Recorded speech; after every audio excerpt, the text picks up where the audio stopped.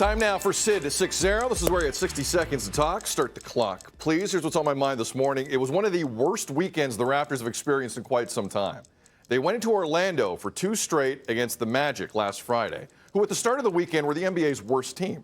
Raptors lost both badly. They couldn't shoot, couldn't hit a three-pointer. Worst of all, couldn't defend. Raptors have been doing a lot of things lately that you just can't do.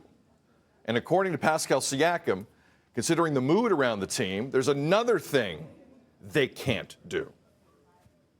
We can't hit the panic button, and I know that a lot of people do hit that panic button real quick. So as long as we in here in the facility are not doing that, and we're looking at each other, and you know, we helping each other, there's no finger pointing, we all in this together.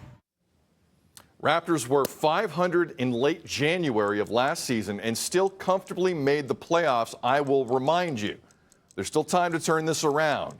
I can't write them off, although some people are. Vivek Jacobs, Raptors.com and CBCSports.ca. Vivek, great to see you, man. They lost another one last night. Freddie VanVleet couldn't hit a 3 late. They lost at home to the Kings. First 3-game losing streak of the season. You and I both know what part of the conversation is like on social media right now with this Raptors team. Are you taking more of a big picture approach here? Yes, but also the big picture through almost 30 games now is the fact that the Raptors don't really look like a Nick Nurse team. And what I mean by that is you don't see sustained effort and you don't see sustained defensive execution.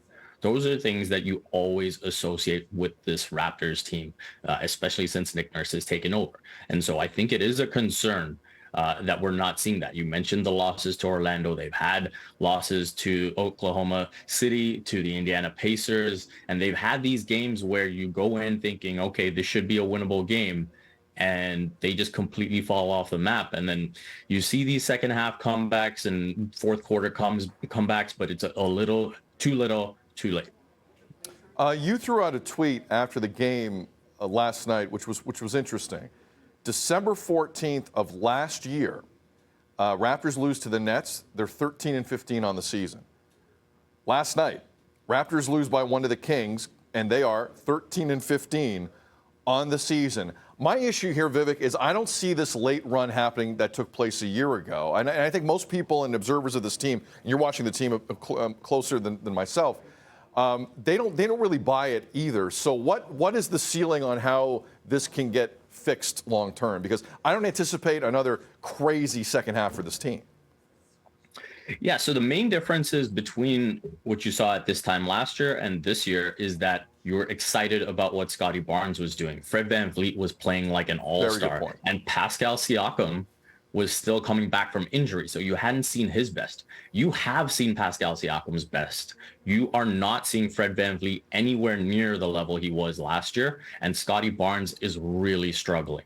And so with those factors, it's hard to look at the record now being the same as last season, but having that level of optimism. I think the Raptors have to sort that out. The three-point shooting has been dreadful.